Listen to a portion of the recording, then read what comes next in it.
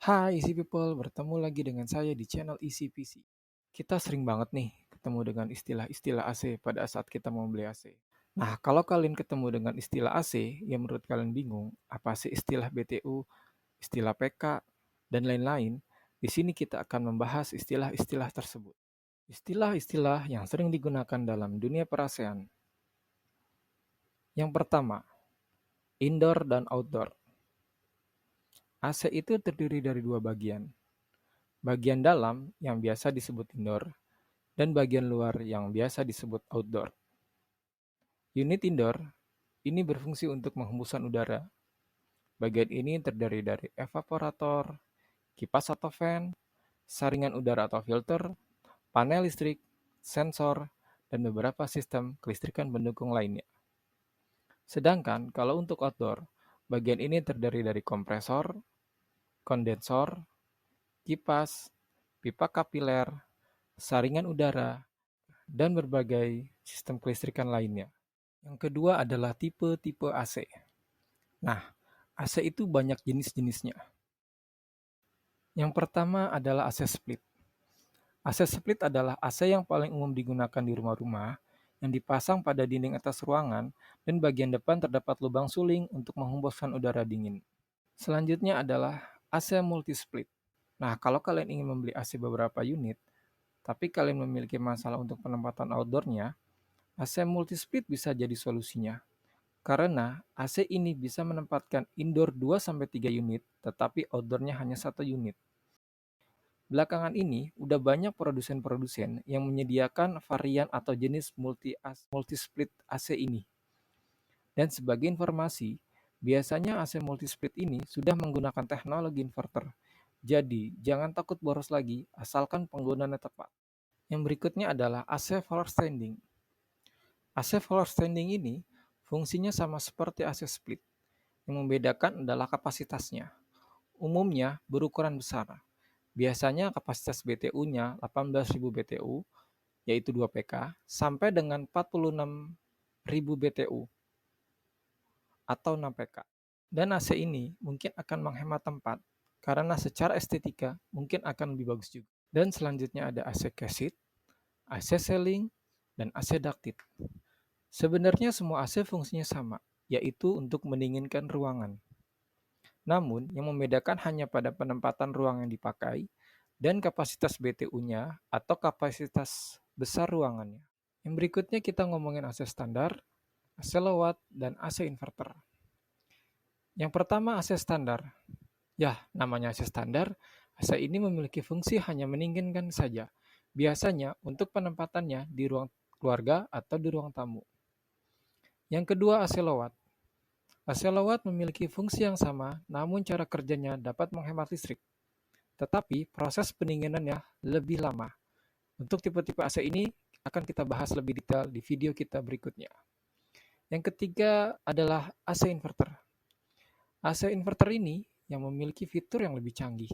AC ini dapat menghemat tagihan listrik Anda, dan AC ini dapat mendinginkan ruangan Anda relatif lebih cepat dibandingkan dengan AC low watt dan AC standar. Yang berikutnya adalah COP dan IIR. Dua istilah ini digunakan untuk mengetahui efisiensi dari sebuah AC. Kalian bisa melihat dua rasio ini di dalam box outdoor maupun indoor AC.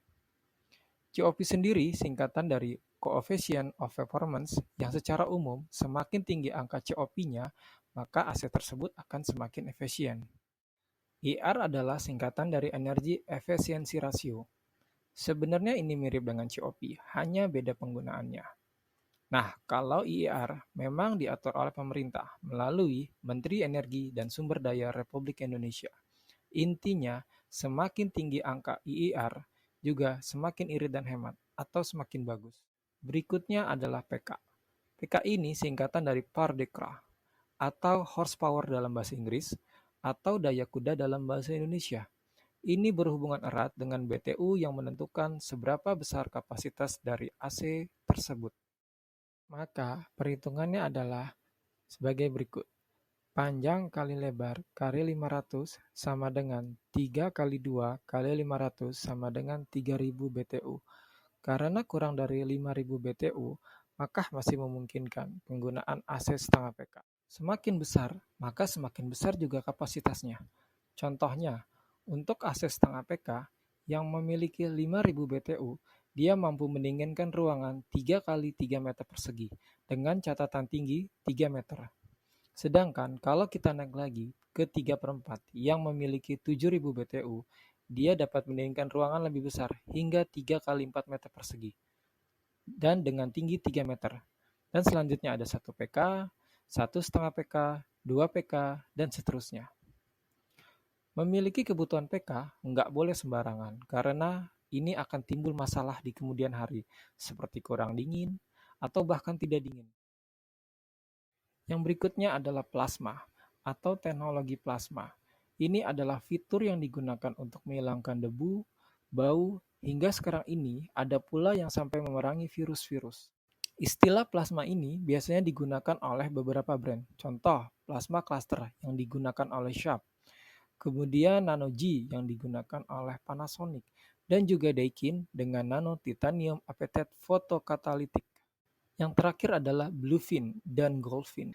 Ini adalah istilah atau zat yang biasanya digunakan untuk melapisi evaporator dan kondensor.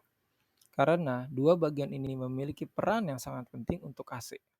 Teknologi bluefin pertama kali digunakan oleh perusahaan Voltas dan sekarang sudah digunakan oleh banyak produsen-produsen AC terkemuka seperti Panasonic, Daikin, Sharp, dan lain sebagainya. Bluefin dapat mencegah karat korosi dan penumpukan kotoran sehingga proses pendinginannya lebih maksimal. Goldfin. Goldfin adalah jenis zat atau teknologi yang serupa dengan bluefin, namun memiliki efisiensi melepas panas lebih baik dibandingkan dengan bluefin. Itu sebabnya Goldfin banyak digunakan untuk melapisi kondensor pada bagian outdoor. Oke, kita sudah tahu istilah-istilah umum yang biasa digunakan dalam dunia AC. Semoga dengan menonton video ini mempermudah kalian untuk memilih AC yang sesuai dengan kebutuhan Anda. Oke, mungkin sekian dari video dari kita. Kalau kalian suka sama video ini, jangan lupa like and subscribe dan jangan lupa klik tombol lonceng biar gak ketinggalan video-video dari kita. Terima kasih.